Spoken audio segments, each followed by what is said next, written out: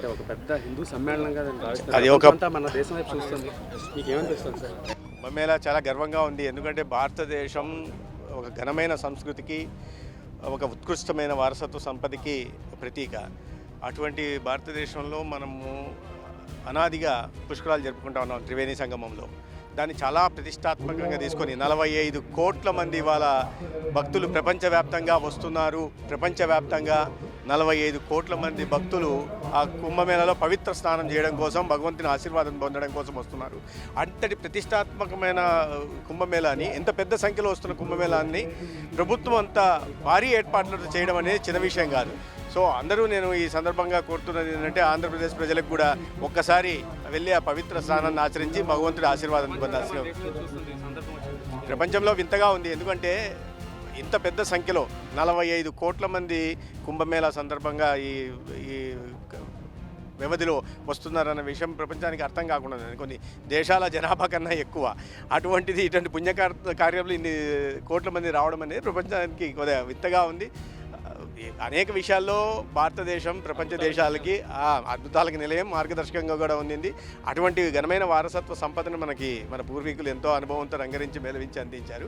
ఆ సంస్కృతి సంప్రదాయాల గొప్పదనాన్ని భావితరాలకి మనం తెలియజెప్పాల్సిన అవసరం ఉంది. కొండల నుంచి ప్రవహించి వచ్చేటువంటి ఒక అద్భుతమైనటువంటి ఔషధీమయ నదులు ఒకే చోట సంగమించటం అన్నటువంటిది వేదోక్త విధానాలలో ఒక అద్భుతమైనటువంటి పరిణామం. కొన్ని గ్రహాల కలయిక వల్ల ఈ కుంభమేళా అనేటువంటిది వస్తూ ఉంటుంది. ఈ అద్భుతమైనటువంటి సమయాన్ని మనకి నిత్యం కనిపించినటువంటి యోగులు, సిద్ధులు కూడా ఆ కుంభమేళాలో ఆ పునీతమైనటువంటి పవిత్ర గంగా, యమునా, సరస్వతి అన్ని నదుల కలయిక, అంటే అన్ని ప్రాంతాల నుంచి వచ్చేటువంటి ఈ 3 నదులు కూడా అక్కడ సంగమిస్తాయి కనుక సర్వనదీ సంగమంగానే భావింపబడుతూ ఒక పవిత్రమైనటువంటి క్షేత్రంగా విరాజిల్లుతున్నటువంటి ఆ ప్రదేశంలో కుంభమేళ సాధు సంతులు అందరూ, పుణ్యపురుషులు అందరూ వస్తూ ఉంటారు. ఆ వచ్చినటువంటి ఈ కుంభమేళాలో మనకి వేదం ఏం చెప్తుంది అని అంటే, పవిత్రమైనటువంటిది మొదటి విధి సాగర సంగమము, నది కలయిక. దీన్ని సాగర సంగమ క్షేత్రాన్ని, అనేక నదులలో కలిసేటువంటి క్షేత్రము, నది సముద్రము కలిసినటువంటి క్షేత్రం ప్రథమ స్థానం. రెండవ స్థానము నదులు, 2 నదులు కలిసినటువంటిది రెండవ స్థానము. 3 నదులు కలిసినటువంటిది రెండవ స్థానమే. మొదటి కేడర్ ఏది అని అంటే,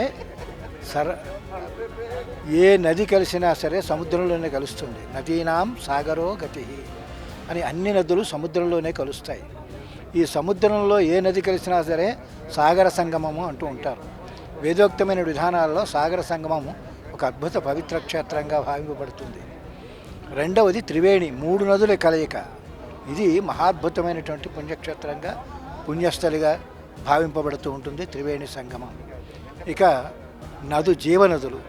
జీవనదులలో కూడా మనకి పుష్కరాలు వస్తూ ఉంటాయి. 12 సంవత్సరాలకి భౌగోళిక స్వరూపాన్ని అనుసరించి పుష్కరము అంటే నిండుదనం వచ్చేటువంటి నది ఏదైతే ఉందో, జీవ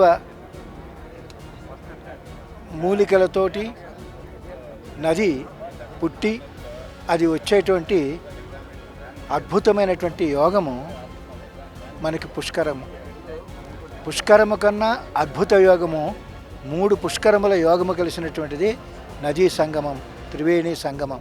అందుకని ఈ మొత్తం ఎక్కడెక్కడో ఉన్నటువంటి పుణ్యపురుషులందరూ కూడా అక్కడికి వచ్చి స్నానం ఆచరించటం, వారు ఆచరించినటువంటి పవిత్ర జలాలలో, అవతల సంగమించినటువంటి నదీ పవిత్ర జలాలలో ఎవరైతే స్నానం ఆచరిస్తారో వారికి సర్వపాపహరణము, అంటే అనేకమైనటువంటి రుగ్మతలను దూరం అవుతాయి. చాలామంది, కొంతమంది ఒక తప్పుడు మార్గాలలో దాన్ని దుష్ప్రచారం చేస్తూ ఉంటారు. అందరూ కలిసిన ప్రదేశంలో స్నానాలు చేసేటప్పుడు అనేక జబ్బులు వస్తాయి కదా, ఇది పవిత్రం ఎలా అవుతుంది అని. ఒక పవిత్రత విషయంలో చెప్పాలి అని అంటే ఒక్కటే మీరు చూడొచ్చు, గంగా జలం. ఒక గంగా జలాన్ని ఒక సీసాలో తీసుకొని ఒక ఇంట్లో ఒక మూల పెట్టినట్లయితే మీరు నిత్యం వాడేటువంటి బోర్ నీళ్ళని తీసుకుని ఆ జలాన్ని కూడా ఒక సీసాలో పెట్టినట్లయితే ఒక వారం రోజులు పరికించినట్లయితే గంగాజలంలో ఏ విధమైనటువంటిది కర్షమలం లేకుండా ఉంటుంది. అదే బోర్ నీళ్ళను చూసినట్లయితే కెలకలు బయలుదేరుతాయి. అది 15 రోజులు దాటి నెల దాటితే అందులోంచి పురుగులు ప్రవేశిస్తాయి. గంగాజలంలో మాత్రం స్వచ్ఛతగా ఉంటుంది. సంవత్సరాల తరబడి సీలు వేసినటువంటి ఆ సీసాని ఉంచినా సరే గంగ పవిత్రంగా ఉంటుంది. అంతేకాదు కాశీ క్షేత్రంలో ఉన్నటువంటి పవిత్రత ఏమిటి అని అంటే ఏ దుమ్మైనా సరే నీటిలో కరిగిపోతుంది. ఇది ఒక అద్భుత పరిణామం. అంచేత కాశీలో శవదహనం చేసి శవాలను కూడా అందులో విసిరినా సరే అది అపవిత్రత కాదు, పవిత్రతే జరుగుతూ ఉంటుంది. అది కాశీ క్షేత్రం ఇప్పుడు కూడా.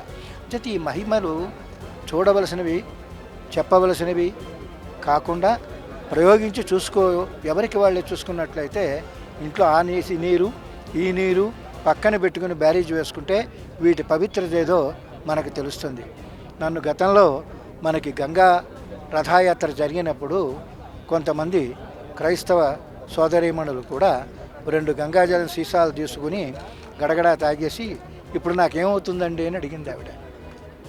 అడిగితే అమ్మా ఇవి మత్తు పదార్థాలు కానీ బ్రాందీలు వగైరా లాంటివి కానీ కావు, ఇవి పవిత్ర నది.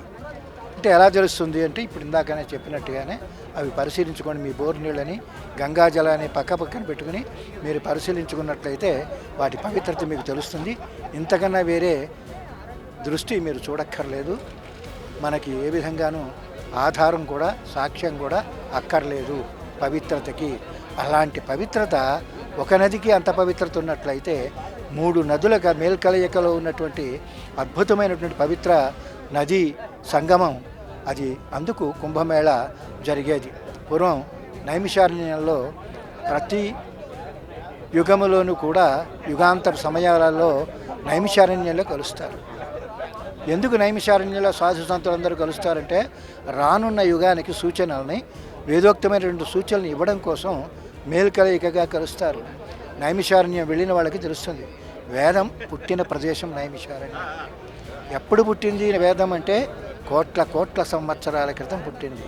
దీని గురించి వేదకాలమానం తెలిస్తే మీకు ఒక అద్భుతమైనటువంటి విషయం తెలుస్తుంది. ఆ ప్రాచీన వెంకటేశ్వర ఆలయం, ప్రాచీన పూరి క్షేత్రాలయం, వీటి యొక్క పుట్టుకలు ఎప్పటివో అన్నది కూడా వేదకాలమానం తెలియాలి. ఈ మధ్యకాలంలో వేదకాలమానాన్ని తయారు చేసి పుస్తక ఆవిష్కరణ కూడా చేయటానికి సంకల్పించి ఉన్నాను. యావత్తూ కూడా భారతదేశం వైపు చూస్తున్నది. భారతదేశం ఒక విశ్వగురు స్థానాన్ని చేరేటువంటి అవకాశం ఉంది, ఎంతైనా ఉంది. ప్రపంచం యావత్తూ కూడా ఈ భారతదేశానికి వచ్చి కుంభమేళాల్లో పార్టిసిపేట్ చేసి, కుంభమేళాలో స్నానం చేసి, గంగానదిలో స్నానం చేసి, ఎంతో పవిత్రమైన గంగాని ఈ గంగానది స్నానం చేసి మోక్షార్థులైనటువంటి ఎంతోమంది ప్రపంచవ్యాప్తంగా వస్తున్నారు. హిందువులు మాత్రమే కాదు, హిందూయేతరులు కూడా వచ్చి, క్రిస్టియన్స్ వాళ్ళందరూ కూడా వచ్చి ఇక్కడ స్నానం చేసి ముక్తిని పొందుతున్నారు. ఇదే విధంగా వస్తున్న వాళ్ళలోని ఈ దేశం గురించి తెలుసుకోవడం, ఈ దేశ సంస్కృతి ఎప్పటిది, ఏనాటిది, తరతరాల వేల సంవత్సరాల నుంచి వస్తున్న చిర పురాతనమైనటువంటి సంస్కృతి మనది. కానీ నిత్య నూతన, ఎవర్ ఫ్రెష్ ఇది Hindu culture. And the reason all the people throughout the world they are coming here to Prayagraj and take a dip in the Ganga river, most sacred Ganga river.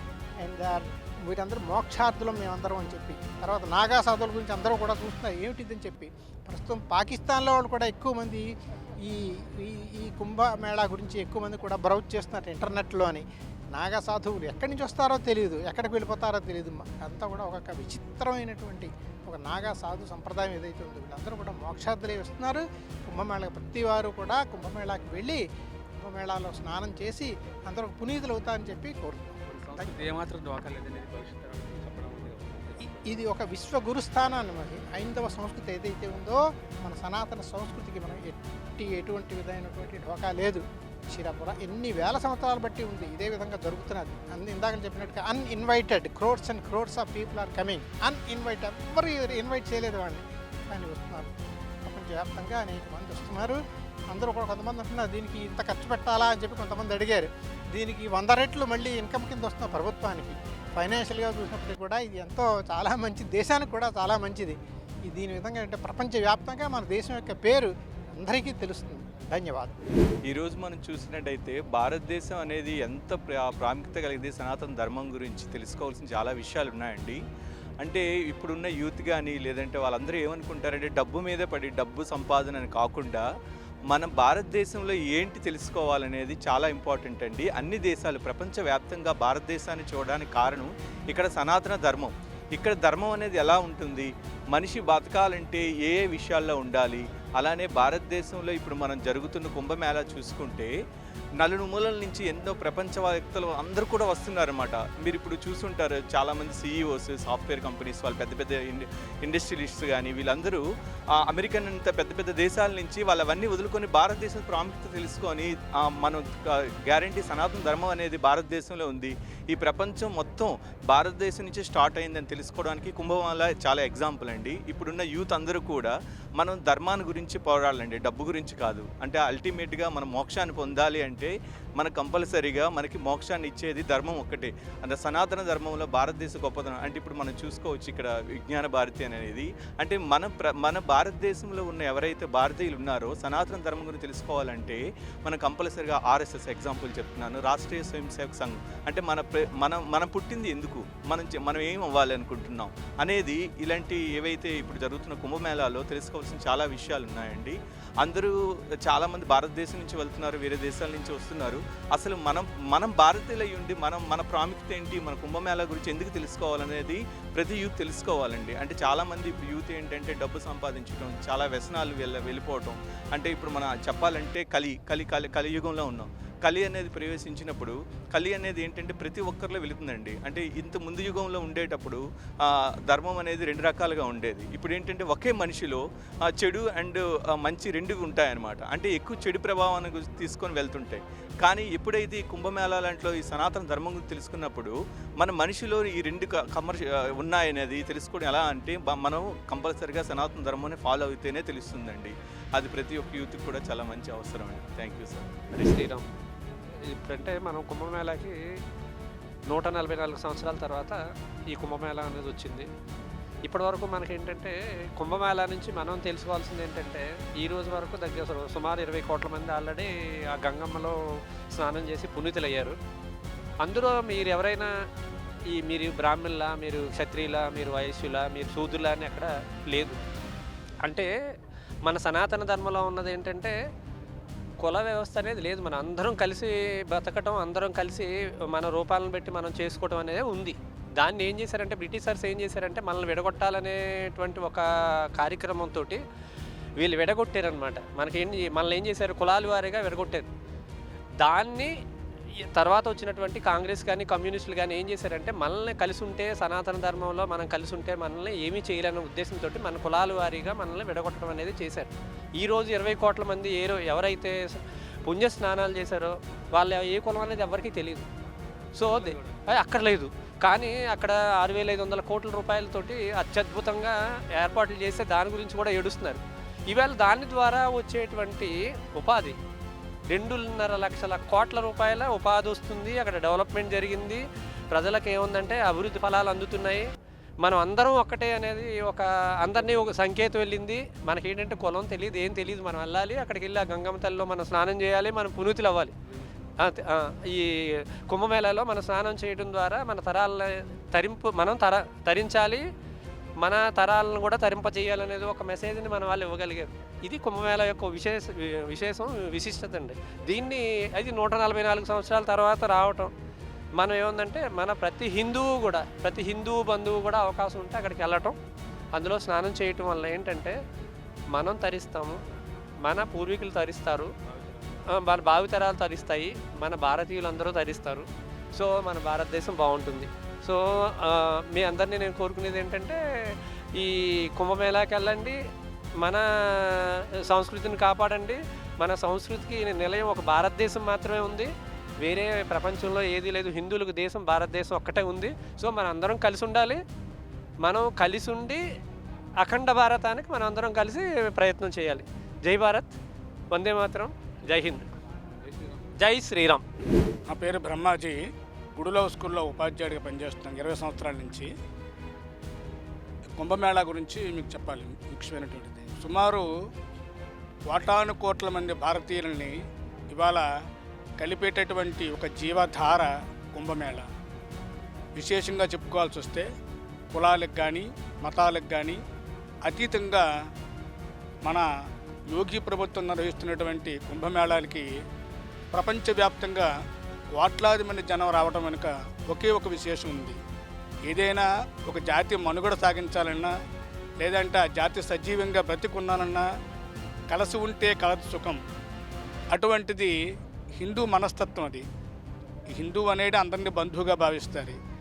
కాబట్టి ఈ కోట్లాది మంది ప్రధానికాన్ని ఒక సైద్ధాంతికంగా కాకపోయినా సరే ఒక సాంస్కృతిక పరంగా అందరినీ కూడా కలిపేటటువంటిది ఒక మహా కుంభమేళ మనం ఉంటుండగా మన కళ్ళ ముందు ఆవిష్కృతం అవుతుండడం నిజంగా అందరి భారతీయులకు అదృష్టం. ఇంకొక విశేషం ఏంటంటే అక్కడ ఏర్పాట్లు కూడా మనం చూసినట్లయితే అద్భుతంగా ఉన్నటువంటి ఏర్పాట్లు. చాలామంది స్నేహితులు అక్కడ కలిసి వచ్చి నాకు చెప్పేది ఏంటంటే భోజన ఏర్పాట్లు కానీ, లేదా అంటే అక్కడ ఉండేటువంటి వసతి ఏర్పాట్లు కానీ అన్ని ఏర్పాట్లు కూడా అద్భుతంగా చేశారు. అది నిజంగా హర్షించదగ్గ పరిణామం. ఒక కుంభమేళాని ప్రపంచవ్యాప్తంగా వచ్చేటటువంటి కోట్లాది మంది అందరినీ కూడా ఆహ్వానించేటువంటి ఈ శుభ పరిణామంలో అందరి భారతీయులని, ఇక్కడ హిందువు లేకపోతే ఇంకో మతం కాదు, అందరిని కూడా కోరుకునేది ఏంటంటే ఒకటి దానికి స్నానం చేయడం ముఖ్య ఉద్దేశం ఏంటంటే పూర్వజన్మల్లో మనకి ఉన్నటువంటి వాసనలు కానీ, లేదంటే మనకి జన్మనిచ్చినటువంటి తాత ముత్తాత తండ్రి యొక్క వారి యొక్క సద్గతులు వాళ్ళు కలగాలని, రాబోయేటటువంటి జనరేషన్లో ఏదైతే ఉంటుందో వాళ్ళందరూ కూడా ఉత్తమమైనటువంటి సన్మార్గంలో వాళ్ళు జీవించాలి అనేటటువంటి ఒక ఏకైక లక్ష్యంతో మాత్రమే మనకి ఈ కుంభమేళాలు నిర్వహించడం జరుగుతుంది. దాని తాత్పర్యం అంతరార్థం కూడా అదే. దాన్ని అందరూ కూడా కోట్లాది మంది స్వాగతం చేస్తున్నారు. అద్భుతమైనటువంటి కార్యక్రమానికి అందరూ కూడా జయప్రదం చేయాల్సిందిగా పేరున కొడుతున్నాం. జై భారత్, జై శ్రీరామ్, వందే మాతరం.